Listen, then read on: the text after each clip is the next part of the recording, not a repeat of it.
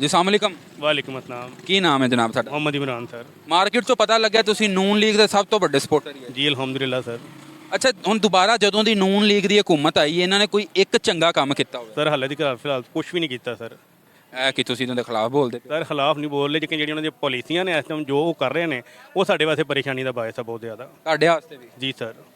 ਉਹ ਸਮਝਦੇ ਇਹ ਕੋਈ ਇੱਕ ਚੰਗਾ ਕੰਮ ਕੀਤਾ ਹੋਵੇ? ਨਹੀਂ ਸਰ, ਕੋਈ ਵੀ ਹਾਲੇ ਦੀ ਫਿਲਹਾਲ ਕੁਝ ਵੀ ਨਹੀਂ ਚੰਗਾ ਕੰਮ ਕੀਤਾ, ਬਲਕਿ ਮਹਿੰਗਾਈ, ਪੈਟਰੋਲ, ਬਿਜਲੀ ਸਭ ਕੁਝ ਉਹਨਾਂ ਨੇ ਇੰਨੀ ਕੁ ਜ਼ਿਆਦਾ ਕਰ ਦਿੱਤੀ ਤੇਜ਼ ਕਿ ਸਾਡੀ ਪਹੁੰਚ ਤੋਂ ਬਾਹਰ ਹੋ ਗਈ ਹਰ ਚੀਜ਼ ਸਰ। ਇਸ ਤੋਂ ਪਹਿਲਾਂ ਇਮਰਾਨ ਖਾਨ ਦੀ ਹਕੂਮਤ ਸੀ। ਇਮਰਾਨ ਖਾਨ ਦੀ ਹਕੂਮਤ 'ਚ ਜਦੋਂ ਆ ਰੋਂਦੇ ਸੀ, ਪਿੱਟਦੇ ਸੀ, ਅਸੀਂ ਆਣਾ ਹੈ, ਸਾਨੂੰ ਕੁਰਸੀ ਚਾਹੀਦੀ ਹੈ, ਅਸੀਂ ਹਰ ਸ਼ੈ ਸਸਤੀ ਕਰ ਦਾਂਗੇ, ਸੋਚੋ ਕਿੰਨੇ % ਲੱਗਦਾ ਸੀ ਕਿ ਸ਼ੈਵਾਂ ਸਸਤੀਆਂ ਕਰ ਦੇਣਗੇ? ਸੋਚੋਂ 120% ਲੱਗ ਰਹੇ ਸੀ ਕਿ ਸਸਤੀਆਂ ਕਰਨਗੇ। ਤੇ ਹੁਣ ਸਰ ਪਰੇਸ਼ਾਨੀ ਬਸ, ਹੋਰ ਕੁਝ ਵੀ ਨਹੀਂ ਆ। ਹੁਣ ਤੇਲ ਮਹਿੰਗਾ ਹੋਇਆ ਹੈ, ਡਾਲਰ ਮਹਿੰਗਾ ਹੋ ਗਿਆ ਹੈ। ਹੁਣ ਕੀ ਸਮਝਦੇ ਕਿ ਅੱਗੇ ਜਿਹੜਾ ਕਿ ਤੇਲ ਮਹਿੰਗਾ ਹੋਏਗਾ? ਸਰ ਜੋ ਪੋਜੀਸ਼ਨ ਨਜ਼ਰ ਆ ਰਹੀ ਹੈ ਕੁਝ ਵੀ ਨਹੀਂ ਕਿਹਾ ਜਾ ਸਕਦਾ, ਸਿੱਧੀ ਗੱਲ। ਜੋ ਇਸ ਟਾਈਮ ਪੋਜੀਸ਼ਨ ਨਜ਼ਰ ਆ ਰਹੀ ਹੈ ਉਹ ਪਰੇਸ਼ਾਨੀ ਦੇ ਬਾਇਸ ਹੀ ਬਣਦੀ ਪਈ ਹੈ। ਪਾਰਟੀ ਚੇਂਜ ਕਰਨ ਦੇ ਬਾਰੇ ਸੋਚ ਰਹੇ? ਪਾਰਟੀ ਚੇਂਜ ਕਰਨ ਦੇ ਬਾਰੇ ਨਹੀਂ ਹਾਲੇ ਫਿਲਹਾਲ ਸੋਚ ਰਹੇ, ਲੇਕਿਨ ਜੋ ਪੋਜੀਸ਼ਨ ਅਸੀਂ ਇਹਨਾਂ ਦੀ ਦੇਖ ਰਹੇ ਹਾਂ, ਜੋ ਹਿਸਾਬ ਕਿਤਾਬ ਅਸੀਂ ਦੇਖ ਰਹੇ ਹਾਂ, ਉਸ ਤੋਂ ਬਾਅਦ ਅਸੀਂ ਆਪਣੇ ਦਿਲ ਨਾਲ ਫੈਸਲਾ ਕਰਨਾ ਹੈ ਕਿ ਅਸੀਂ ਅੱਗੋਂ ਕਰਨਾ ਕੀ ਇਹਨਾਂ ਨਾਲ। ਅੱਛਾ, ਹਾਲੇ ਤੱਕ ਕੋਈ ਫੈਸਲਾ ਨਹੀਂ ਕੀਤਾ? ਫਿਲਹਾਲ ਦੇਖਦੇ ਪਏ ਹਾਂ, ਹਾਲੇ ਤੱਕ ਹੁਣ ਕਰਨਾ ਕੀ ਇਹਨਾਂ ਨੇ। ਅੱਗੋਂ ਜੇ ਇੱਕ ਮਜ਼ੀਦ ਇਸ ਤੋਂ ਜ਼ਿਆਦਾ ਕੋਈ ਡਿਪਰੈਸ਼ਨ ਦਾ ਟੈਨਸ਼ਨ ਇਹਨਾਂ ਨੇ ਦਿੱਤੀ, ਫਿਰ ਅਸੀਂ ਤਾਰੀ ਗੱਲ ਫਰਕ ਕਰ ਦਾਂਗੇ ਹਰ ਚੀਜ਼ ਨੂੰ। ਇਸ ਤੋਂ ਬਾਅਦ ਕਿਹੜੀ ਪਾਰਟੀ 'ਚ ਜਾਣ ਦੀ ਖੁਆਇਸ਼ ਰੱਖਦੇ ਹੋ? ਸਰ ਜਿਹੜਾ ਸਾਡੇ ਵਾਸਤੇ ਅੱਛਾ ਹੋਏਗਾ ਅਸੀਂ ਤੇ ਉਹਦੇ ਵਾਸਤੇ ਸਪੋਰਟ ਕਰਾਂਗੇ ਇਸ ਗੱਲ ਦੀ ਉਹਨੂੰ। ਅੱਛਾ ਯੂਨਸ ਸਾਹਿਬ, ਪਤਾ ਚੱਲਿਆ ਤੁਸੀਂ ਨੂਨ ਲੀਗ ਦੇ ਬਹੁਤ ਵੱਡੇ ਸਪੋਰਟਰ ਹੀ ਹੈ। ਹਾਂਜੀ ਬਿਲਕੁਲ। ਹਲੇ ਵੀ ਹੈ? ਹੱਲੇ ਵੀ ਹੈ। ਜਦੋਂ ਦੀ ਨੂਨ ਲੀਗ ਦੀ ਹਕੂਮਤ ਦੁਬਾਰਾ ਆਈ ਹੈ, ਕੋਈ ਇੱਕ ਚੰਗਾ ਕੰਮ ਦੱਸ ਦਿਓ ਜਿਹੜਾ ਉਹਨਾਂ ਨੇ ਕੀਤਾ ਹੋਵੇ। ਜਿਹੜੇ ਪਿਛਲੇ ਧੋਣਗੇ ਤੇ ਅਗਲੇ ਸਾਫ਼ ਹੋਣਗੇ। ਪਹਿਲੇ ਪਿਛਲੇ ਧੋ ਲੈਣ ਜਿਹੜੇ ਉਹ ਕਰ ਗਏ ਨੇ, ਉਹ ਉਹਨਾਂ ਦੇ ਮੁਆਹਦੇ ਉੱਤੇ ਚੱਲਣ ਡਿਆ ਸਾਰਾ ਕੁਝ। ਬੇੜਾ ਭਾ ਗਿਆ ਹੋਇਆ ਪਹਿਲੇ ਇਮਰਾਨ ਖਾਨ।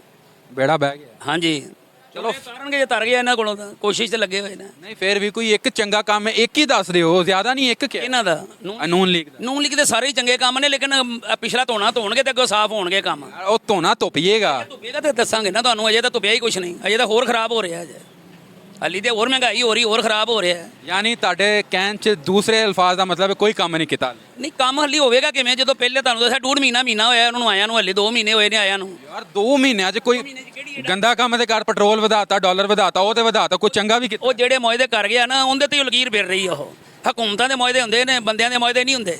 ਪਾਕਿਸਤਾਨ ਨਾਲ ਮੁਆਹਦੇ ਹੋਏ ਨੇ ਜਿਹੜੇ ਇਮਰਾਨ ਖਾਨ ਨੇ ਕੀਤੇ ਨੇ, ਜਿੱਤੇ ਸਾਈਨ ਹੋਏ ਨੇ। ਉਹ ਜਿਹੜੇ ਸਾਈਨ ਹੋਏ ਨੇ ਨਾ ਉਹ ਤੇ ਅਮਲ ਦਰਾਮਦ ਇਹਨਾਂ ਨੂੰ ਹੀ ਕਰਨਾ ਪੈਣਾ। ਜਿਹੜੇ ਗੱਲ ਪੈਣੀ ਫਾਈ ਉਹਦੇ ਗੱਲ ਹੀ ਆਉਣੀ ਹੈ।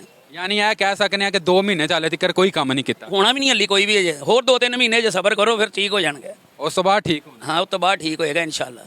ਤੇ ਕੋਈ ਇੱਕ ਗੰਦਾ ਕੰਮ ਹੀ ਦੱਸ ਦਿਓ, ਉਹ ਤੇ ਤੁਸੀਂ ਸਾਰੇ ਦੱਸ ਦੋਗੇ। ਪੈਟਰੋਲ ਵਧਾਤਾ, ਡਾਲਰ ਵਧਾਤਾ, ਮਹਿੰਗਾਈ ਕਰਤੀ, ਘਿਓ ਵਧਾਤਾ। ਗੰਦਾ ਕੰਮ ਨਹੀਂ ਹੈਗਾ ਇਹ। ਆਵਾਮ ਦੇ ਉੱਤੇ ਜੋ ਪੈਣਾ ਸੀ ਨਜ਼ਲਾ ਪੈ ਗਿਆ ਹੋਇਆ। ਇਹ ਭੁਗਤਣਾ ਪੈਣਾ। ਹਾਲੀ ਹੋਰ ਵੀ ਥੋੜਾ ਵਧੇਗਾ ਤੇ ਬਰਦਾਸ਼ਤ ਹੋਏਗੀ, ਅਜੇ ਕਰਨੀ ਪਏਗੀ।